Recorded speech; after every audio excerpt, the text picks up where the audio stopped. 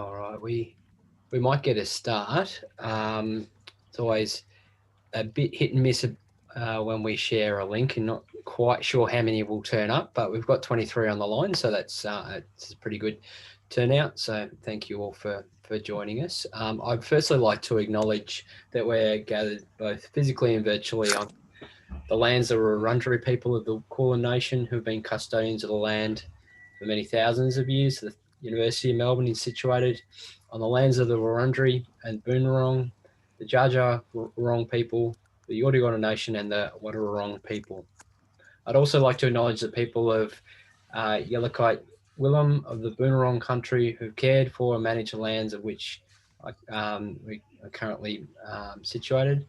We acknowledge and pay our respects to their elders past, present and emerging, and acknowledge any Indigenous colleagues in the room. So today, it's my pleasure to start a presentation and give you some information on an update an upcoming round of MDAP collaborations. So my name's Andrew Siebel, and I'm the platform manager of MDAP, or Melbourne Data Analytics Platform. Today, my colleagues and I are going to give you a bit of an overview what to expect from this upcoming round, and hopefully, thanks. And hopefully give you some information on what this upcoming collaboration round will entail.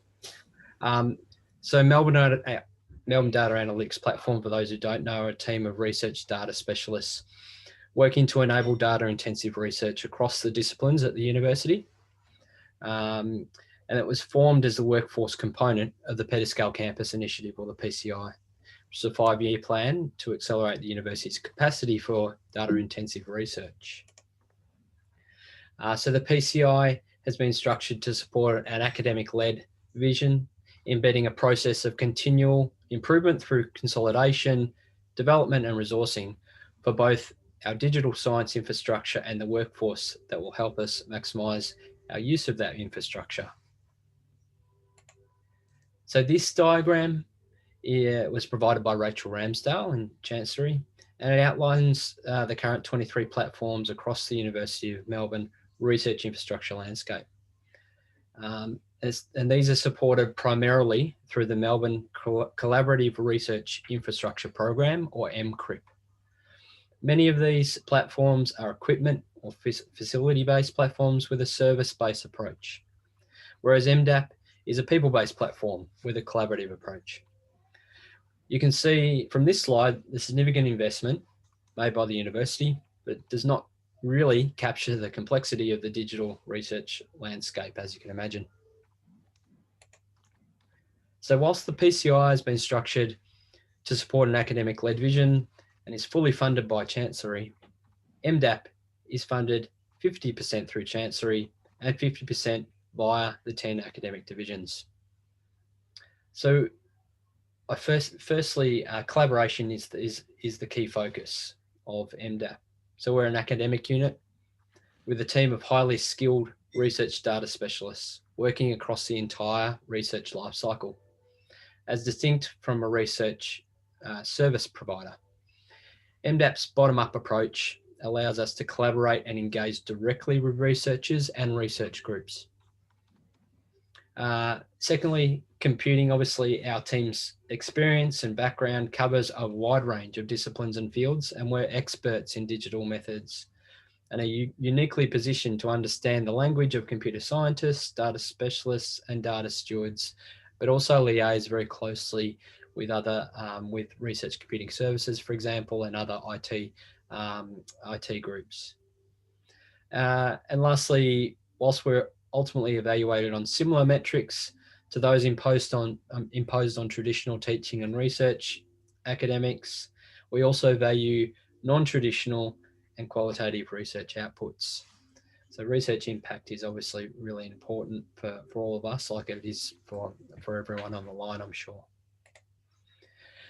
So this diagram we had in our recent brochure, just showing you just an example of the cross-faculty interactions and also connections to university services that MDAP has facilitated over the last 12 to 18 months. I've just blown up the, so this is all the different faculties or academic divisions, linking them to different faculties, but also other services and more recently, the new Melbourne Centre for Data Science.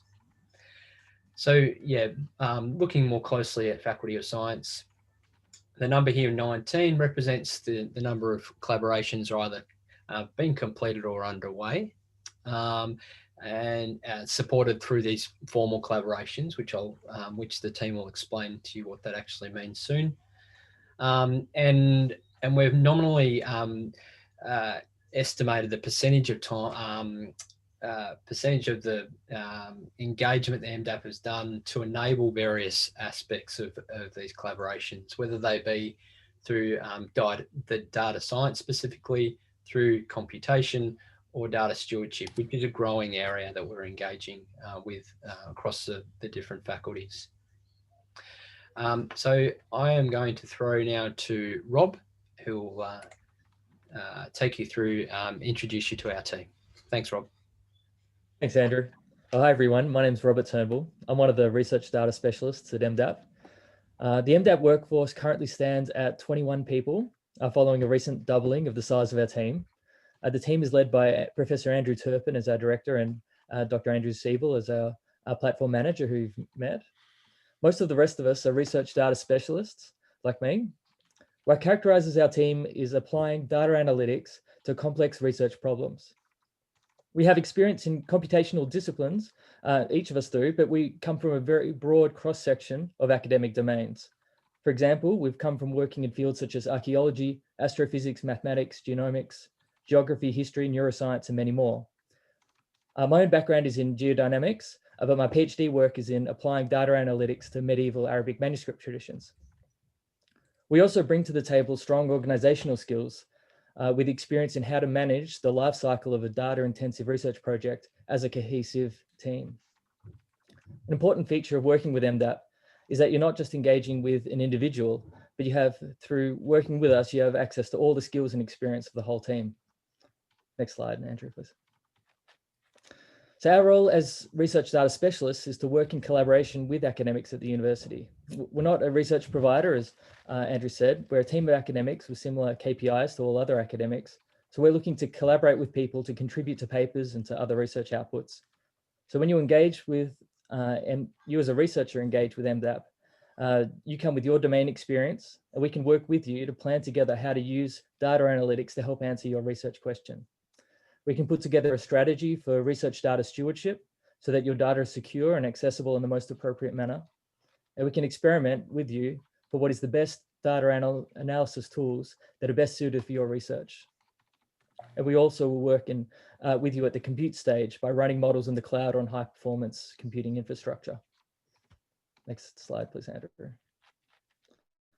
So these are some examples of the ways we can contribute to your research output. We can collaborate with you to come up with a research design and help with data collection and management. We can help write software, design algorithms, and co-author papers.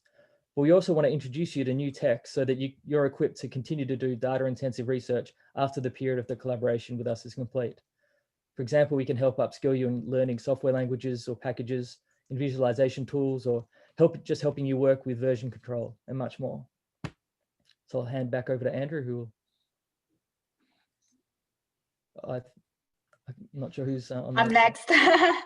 Hi, so my name is Maud, and I'm also a research data specialist at MDAP. So my specific background is in pure mathematics, neuroscience, and public health. So we have four main pillars of engagement with the Melbourne University community. So the main one, and the one we spend most of our time on, is research through collaborations, and we're going to talk a little bit more about that in a second, about how that works. But because we sit within the Petascale Campus Initiative, we're in a very unique place to advocate for your needs as researchers through the PCI to the strategy and top decision makers at the university in terms of what infrastructure you need to be able to do your research, or other tools or things that maybe are not quite up to scratch at the university. Another way we engage with researchers is through consultancy. So even though most of our time gets allocated to the formal collaborations, we're also able to answer kind of one-off questions and advise. And we do that through our inbox, which you'll see in some of the later slides. And as well, a really important part of what we do is community building. Networking is a really essential part of our mission. We want to connect people. We want to break down the silos generated by discipline, kind of people being based at different buildings. And many times people are doing very similar things or working with very similar techniques, but they don't know about each other. So we really want to connect these people and promote collaborative research. And our community also includes individuals working in similar professional roles. So I see that Kirsten Dardeckels is on the call as well. So we've worked with the Melbourne Centre for Data Science. We have really close relationship with data stewards and curators and scholarly services. We work very closely with research computing services, etc. So next slide, please, Andrew. So if you want to engage with us, our main mode of engagement is formal collaborations. We put calls out for these formal collaborations twice a year. They are for research collaborations lasting 3 to 6 months in length. And importantly, these we don't make the decisions of which projects get chosen for collaborations. We obviously get more demand than what we're able to fulfill. But there's a group of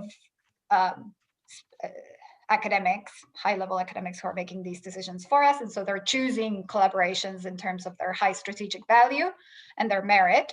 And yeah, this is an independent decision-making committee.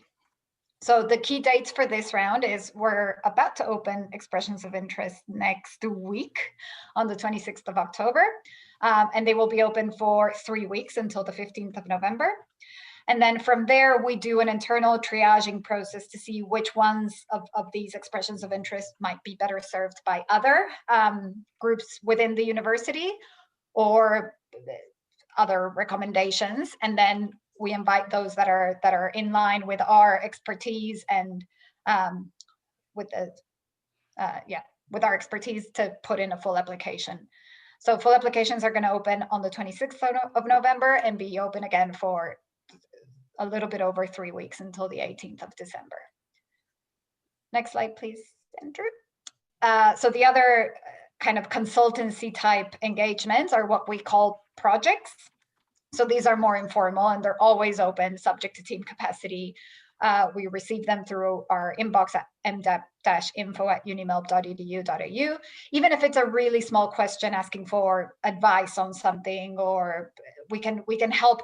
If we don't have the expertise in-house, we can help connect you to the right person within the university that can answer your query or question or help you out with that. So please feel free to, at any time, email us if you have any questions that you think we might be able to help with. Next slide, please, Andrew. So this is from the current round of collaborations, which we called 2020A. We received 60 expressions of interest in total, and in the middle there is the breakdown between STEM disciplines, HAS, and medicine. So we aim to have about a third of each. In particular, 11 of those were from the Faculty of Science. Of the 24 that we received in the STEM area were from the Faculty of Science.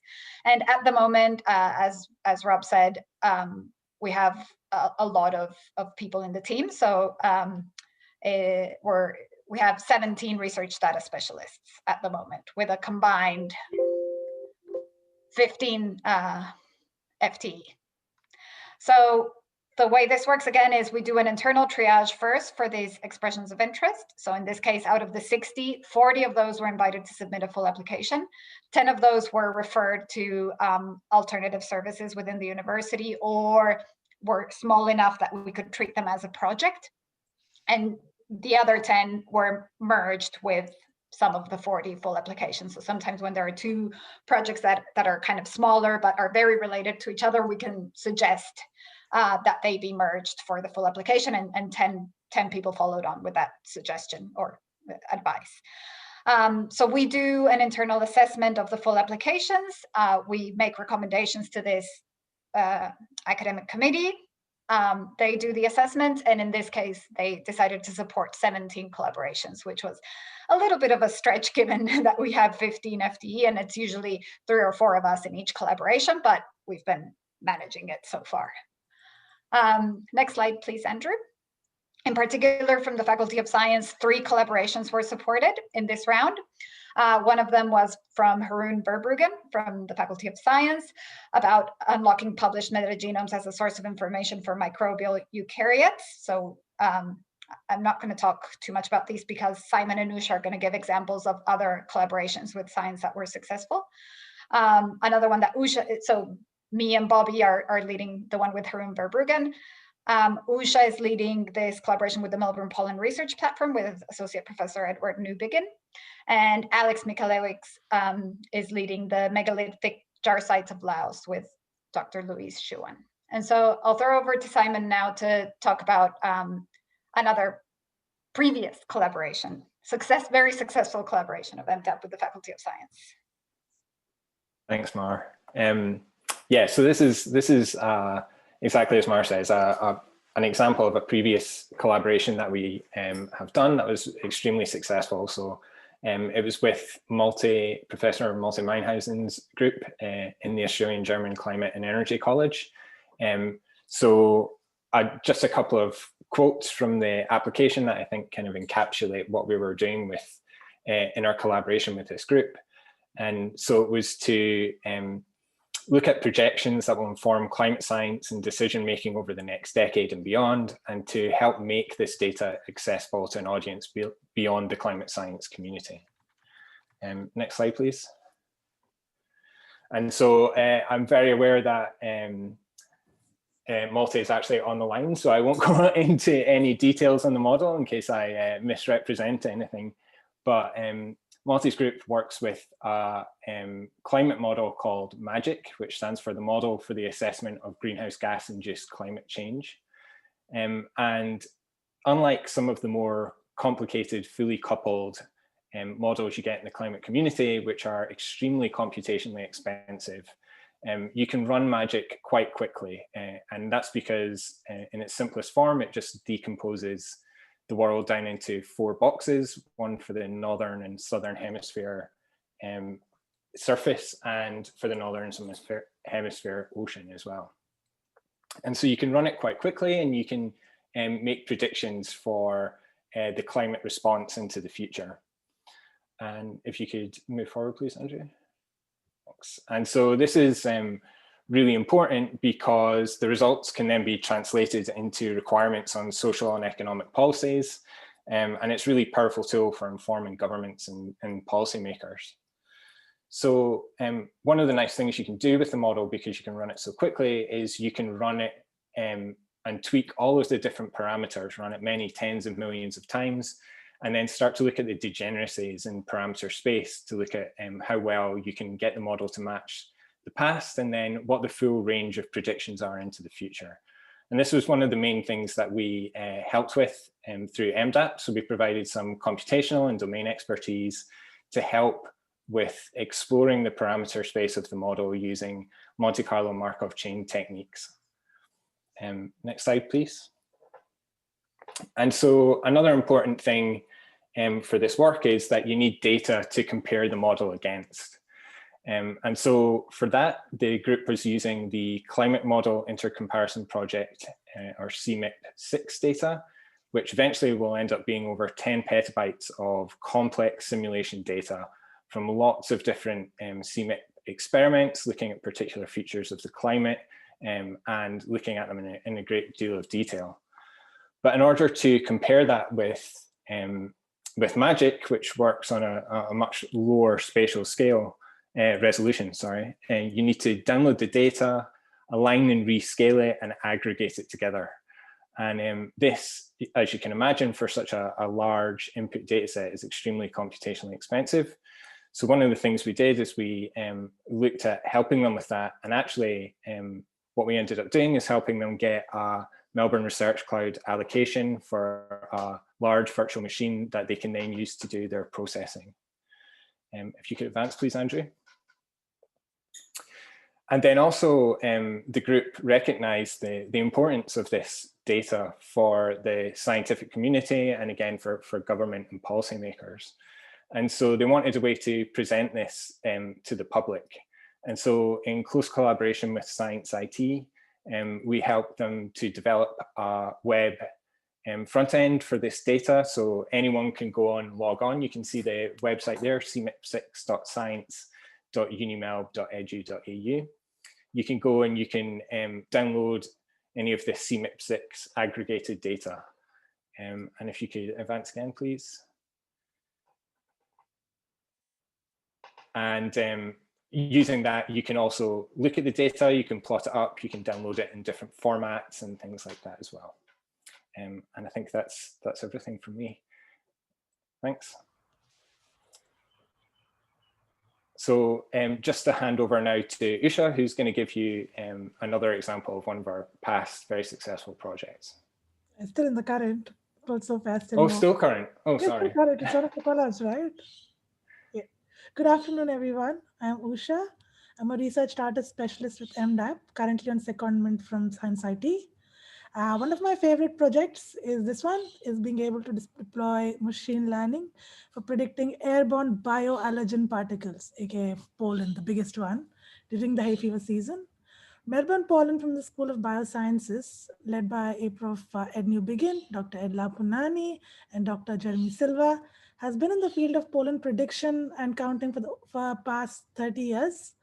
And the system is a very key input stream for the Victorian thunderstorm asthma prediction and detection by the Bureau of Met and the DHHS during the peak allergen seasons. Between October and December, it's also something that tens and thousands of Victorians rely upon during that period. I could say Australians, but I'll go for Victorians at this point because we're not really sure the stats out of Victoria.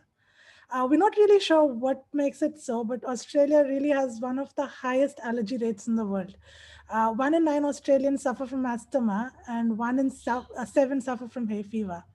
In fact, Melbourne has even been termed the allergy capital of the world. Now, while there has been some research in the northern hemisphere around this and lots of papers and things like that, our unique flora, landscape, weather conditions make this local research very vital to being able to piece together what makes it so different here.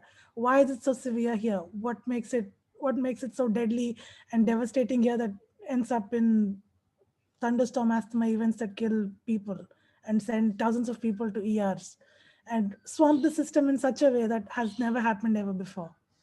Next slide, please. Now, a high pollen event is a very rare event detection because, as you know, 365 days in a year means around 92 days of season, out of which around only 10, 9, 15 per year are high pollen event days. So this is a very rare event detection. False negatives can have very devastating implications. So you would want to be pre-prepared, but you don't want to know that you don't want to be told it's a low pollen event and that day find out that it's extreme and, well, your kids had to suffer at school or you had to suffer on your way to office or your spouse had to do something that she didn't expect, things like that. So being able to build an accurate, explainable and fast prediction model is simultaneously very challenging and also a very rewarding feeling to get right. It's not easy. It looks very noisy, but it is possible. It's not random noise.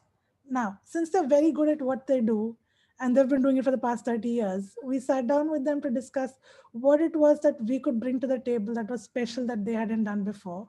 And it was machine learning to complement their existing statistical forecasting system. Now, why machine learning?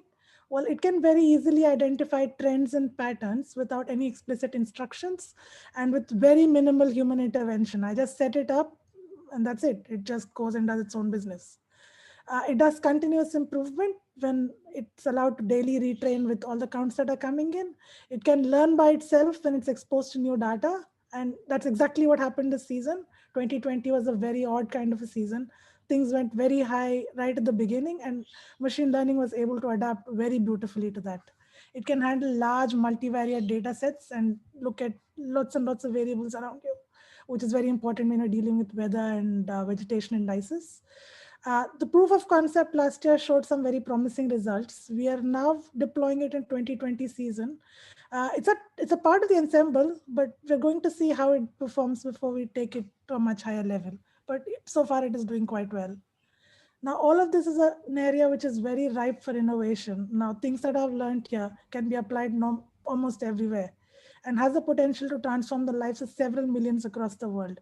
I can predict pollen here. I can predict crop yields elsewhere. I can predict particle pollution elsewhere. I can predict flows of particle flows and transport flows across somewhere else. So it's also a field that has just begun waking up to the potential of cross-disciplinary efforts such as satellite imagery, big data, machine learning, processing and storing these kind of inputs.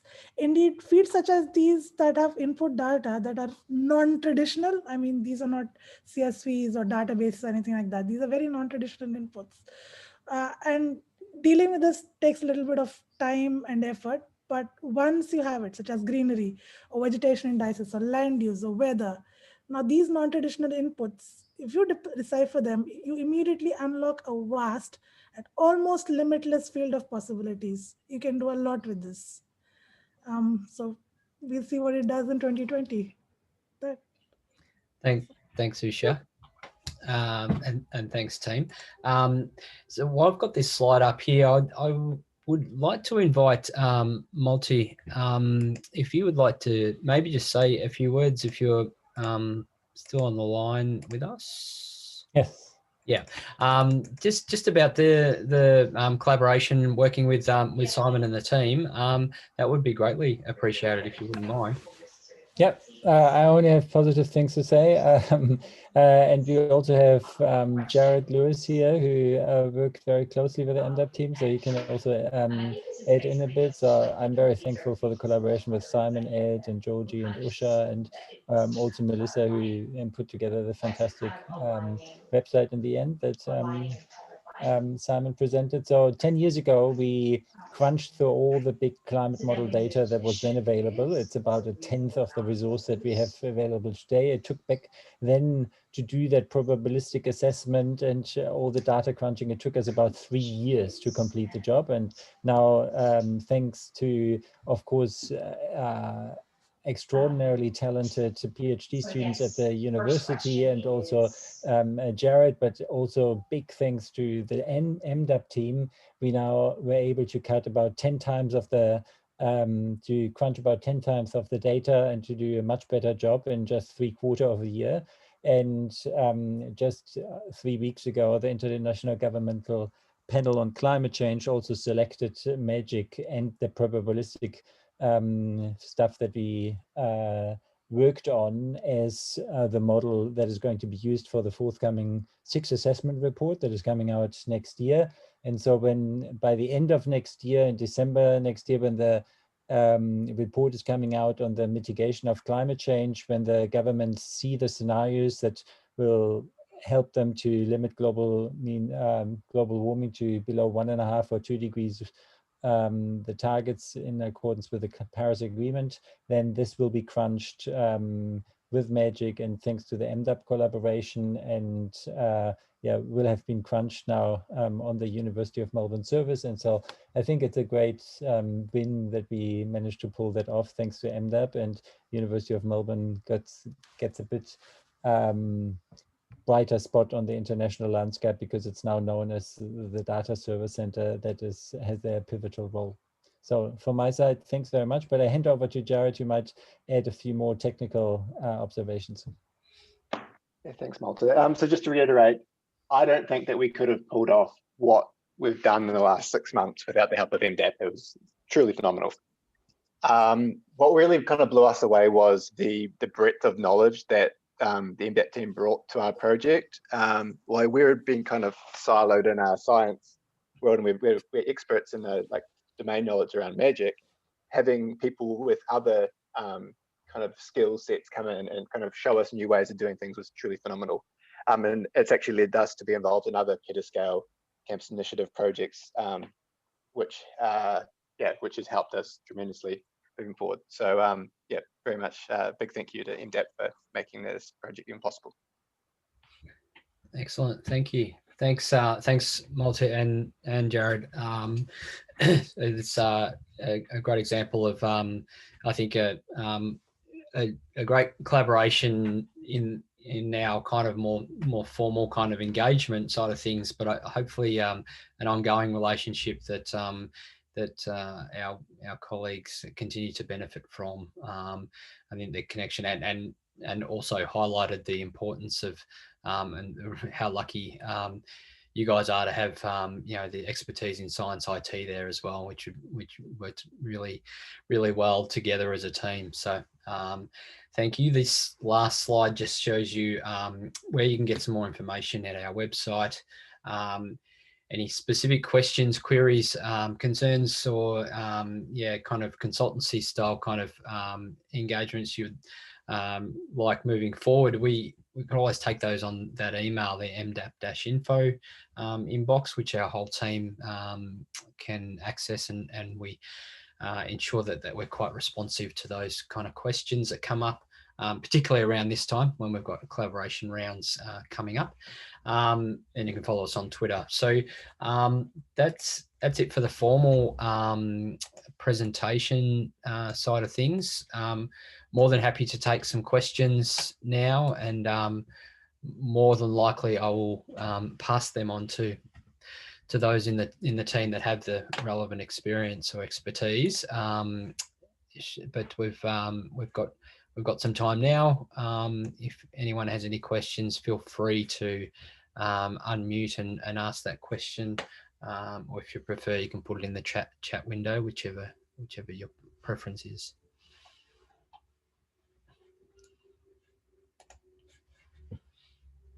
So everyone's still muted. Either means we've answered all your questions already, or you're thinking about how you could apply this to your work.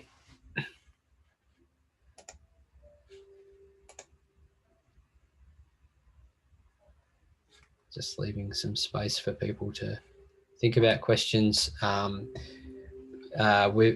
We've been able to work really well with a number of people within science, and obviously across all the other faculties. So I think what the other benefit, I think, is what one of those slides showed quite nicely was the fact that because we are working across all 10 faculties, we can really bring a kind of transdisciplinary and multidisciplinary way of thinking into the projects and collaborations. So we often find there's skills or methods or something that we can bring from a different field or discipline into your area, which you may not have thought of otherwise. So there's a real benefit of us being centrally located and working across all the faculties. Unless there are any burning questions now, I'm more than happy to take those, or I can break you out into a smaller room to ask those. Yeah, that's what I was about to say, that they don't need to be general questions. If you want to chat to us about something specific, Andrew can send you and some MDAPers to a breakout room as well. Yep. And we've also been working closely with the other platforms. Obviously I mentioned the new Centre for Data Science.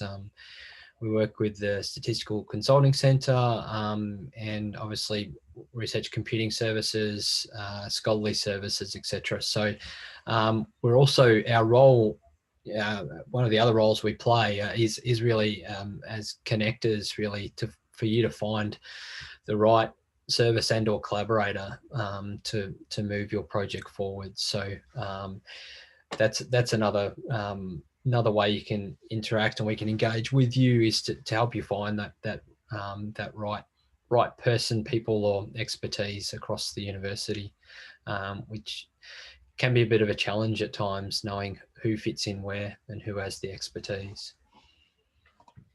Andrew, Jason put a question in the chat. Thanks, Jason. Did you want to unmute and ask that, or maybe I'll just address that. So there's a risk that there might not be time for a project if your time is taken up with collaborations. Yeah, so so the collaboration certainly is so the majority of our time, I would say, somewhere between 70 and 80% of our all of our research data specialists' time is spent on these formal collaborations. So yes, it's a large percentage of their time. There's, I think this round in particular, I think as Ma mentioned, we've really stretched our team with 17 collaborations on the go. This was really an opportunity for all of our MDAPers to lead a collaboration independently, and so that was one of the reasons for taking on that number. We're also able to support collaborations across 9 of the 10 faculties, and so that's a big part of why we end up having quite a breadth of collaborations in our portfolio, which is great. I think, Ma, did you want to address that specifically about the project collaboration? Oh, I just wanted to say that even if I think it's worth engaging with us because we can help formulate the research question or the research design as a project and maybe get it up to scratch so that you can apply for a collaboration in the next round, perhaps. So I think it's definitely worth engaging with us anyway. We might not have a lot of time, but maybe we have enough time to just get you moving and up to where you need to be in order to engage with us as a collaboration in the next round. Yeah, good point. Sorry, that's the key point, isn't it? If it is early stages of a project, even if you're not clear on what the research question is, or even how do I collect the data? What's the best way to collect data? What other data sources are out there?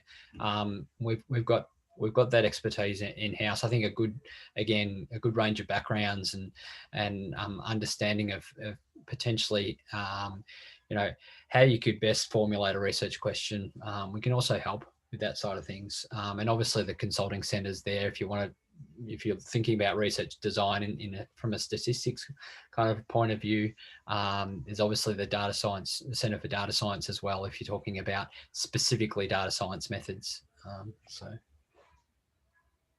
And that's a good point about the checklist. This is not something that we have done, but I think we could do something like this because we tend to just have informal chats with people that come to us with questions, but we do tend to ask kind of the same questions. What kind of data are you thinking of working with? Do you have ethics approval? What's your data management plan? There are some recurring questions that we might be able to make a bit of a draft about. I don't know. We'll see. It's a good point. Or we can also just have a chat and then, you don't need to have anything prepared necessarily before coming to talk to us. Hi, Andrew. Can I jump in there? Yeah, of course. Hi.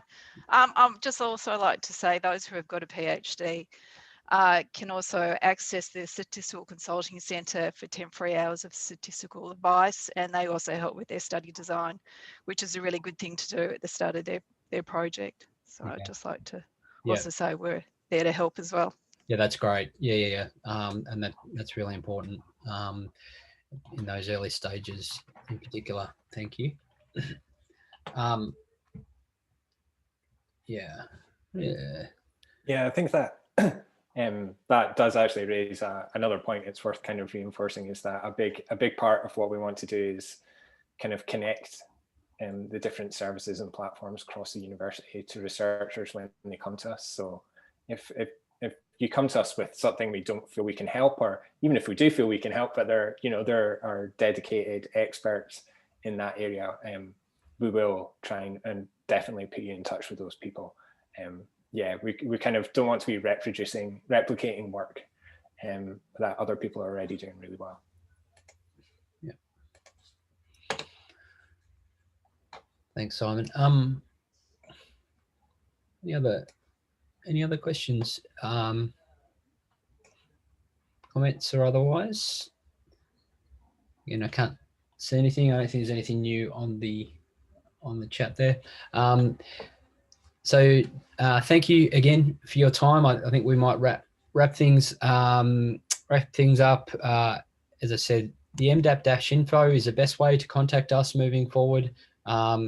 Please reach out if you're not quite sure whether your project is suitable for this kind of formal collaboration. Please ask us for that advice, and even if you are at the early stages, we can certainly help in different ways. So look out for that that call for the EOIs, which will come out early next week. And thank you, Kirsten, and the research office there, and always very supportive of our rounds. Thank you, and we'll look forward to hopefully working with you in future, and if not, helping you find the right people around uni to progress your data intensive research projects. So appreciate your time today. Thank you.